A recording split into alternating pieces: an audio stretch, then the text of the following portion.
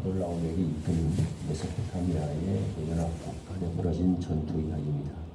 성경에 기록된 최초의 대규모 전투이면서 사실은 역사 문서로 기록된 이제 인류 최초의 세계 대전이라고까지 우리가 말할 수 있는 역사적으로도 그런 전쟁이 되겠습니다.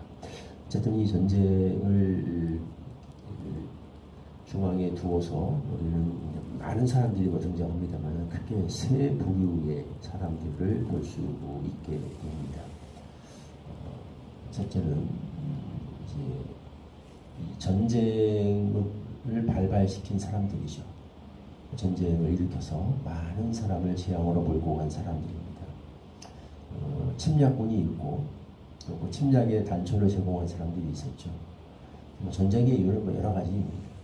옛날이나 지금이나 다 인류 역사상 항상 전쟁은 늘 있어왔고, 물론 그 가운데는 의로운 전쟁도 있을 수 있고, 또 정말 나를 지키기 위해서, 누가 침략해오는 나를 지키기 위해서 싸워야 되는 그런 전쟁, 악에 맞서서 일어난 전쟁, 다양한 전쟁들이 있을 수 있습니다만, 오늘 본문에 나타난 이런 전쟁, 사실 대부분의 전쟁이 이렇게 일어나는 경우가 많죠. 결국 보면은 이제 재물 때문에 일어난 전쟁인 것을 우리가 알게 되죠.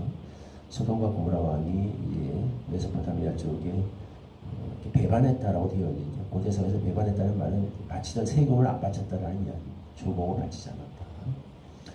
그래서 그걸 받아내기 위해서 그들은 침략을 한 거고, 결국 이 모든 전쟁이 일어나는 게 이제 사회 주변인데요. 사회에 보면 소금이 있고 역청이 있습니다. 고대 사회에서 소금과 역청은 오늘날로 말하면 석유라고 생각하시면 돼요. 한 고가품이었습니다. 소금을 솔트에서 이제 솔저 셀러리라는 말이 나왔습니다. 예전에 월급을 돈 대신 소금으로 받던 시절이 있어. 그 정도로 소금의 가치가 있었다는 거죠. 그래서 셀러리라는 말이 그래서 소금, 월급이라는 말이 솔트에서 나왔고, 그 소금을 월급으로 받는 사람들을 솔저라고 영어로 군인이라는 말이 그래서 나오기도 했어요. 그 정도로 어쨌든 이걸 둘러싼 이권 다툼인 거죠. 이제 이거를 탐을 내서 사실 침략을 한 거고, 또 그렇게 된 게 그전까지 꾸준히 이걸 바치다가 이제 이걸 내는 게 아까우니까 이걸 좀 챙겨보겠다고, 국민을 위해서 사실은 소돔 고모라 왕이 자기들의 국민을 지키기 위해서 이렇게 했다라고 보기는 좀 어려운 사람들이죠. 타락한 도시의 왕들이니까.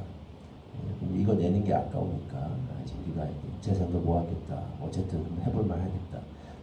자세히 알 수는 없습니다만 전체적인 분위기는 그렇습니다.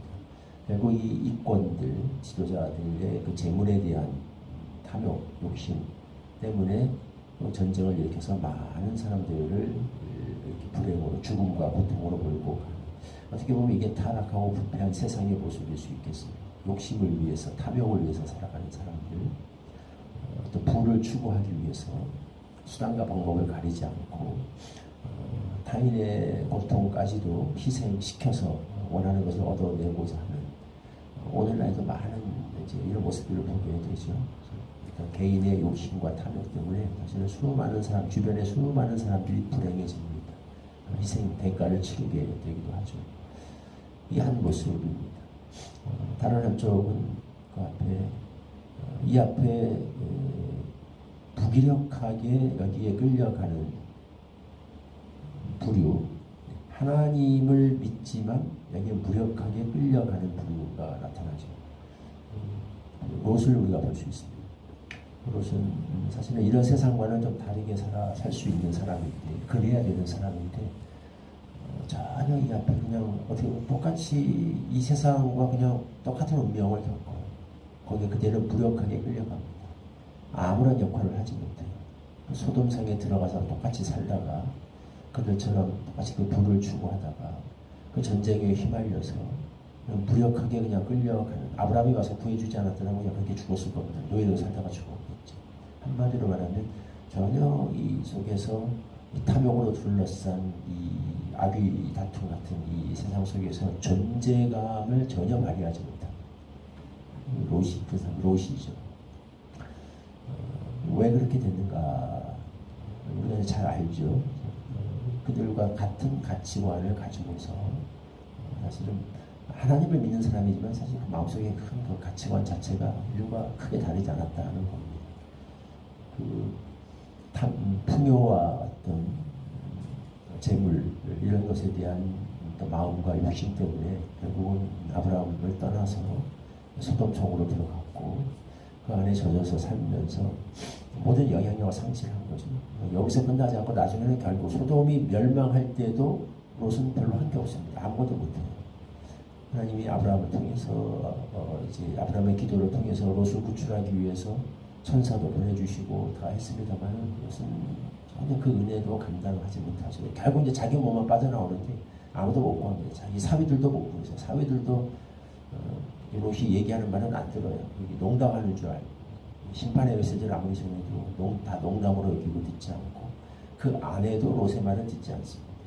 뒤돌아보지 말라고 하는데 또 결국 뒤돌아보다가 소금 기둥이 겹버리고 결국 자기하고 딸 겨우 목숨 건져서 또 근친상간을 통해서 이렇게 암몬과 모압을 기다리는 참 그 가슴 앞에 좀 수치스러운 하나님을 믿고 뭐 어쨌든 심판에서 구원을 받기는 받는데 참 민망하고 존재감 없고 안쓰러운 그런 모습을 보게 되죠.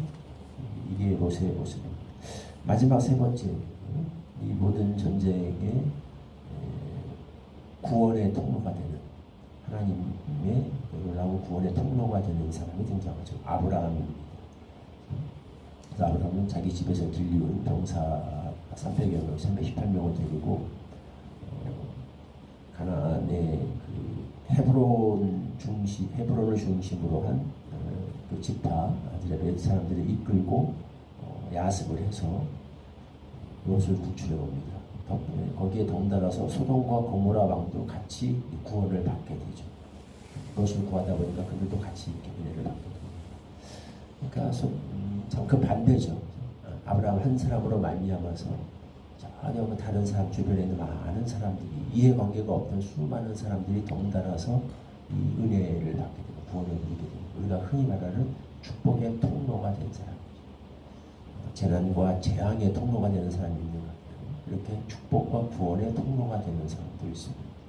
재앙을 불러오는 사람, 그 재앙 앞에서 아무런 존재감을 발휘하지 못하는 그런 신자이지만 그런 사람, 그 믿음 때문에 이 재앙으로부터 모든 일을 구원해는 하나님의 베푸시는 구원과 은혜의 통로가 되는 사람, 이렇게 세 부류의 사람들을 봅니다.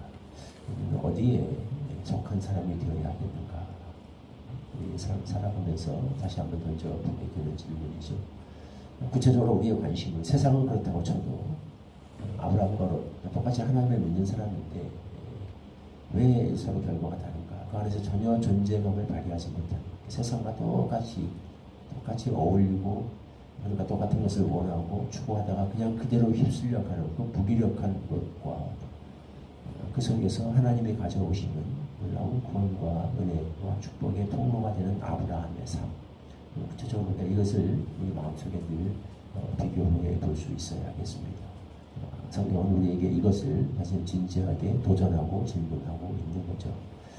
아브라함과 롯에 대해서는 굉장히 많은 이야기를 할 수 있겠습니다만 간단하게 핵심을 집어 말하고 오늘 본문 가운데도 나타나죠. 아브라함은 이 모든 재물 앞에서 계속 어떤 가치관을 가지고 있는가를 고백합니다.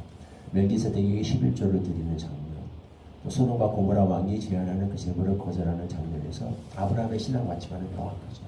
그래서 하나님으로부터 온다라는 천지의 주제, 하나님이 모든 것의 주관자가, 생사화복의 주관자가 되신다. 그런 걸 인정하고, 멜기세덱이 한 말이지만 그걸 인정하고 시인하고 자기도 고백하는 의미에서 11조를 낸 거죠. 이 모든 것은 승리는 하나님이 주신 거고 이 재물도 하나님의 것이다. 나도 그것을, 모든 것의 주인이 하나님이시다 라는 걸 내가 인정한다 라는 의미에서 11조를 낸 겁니다.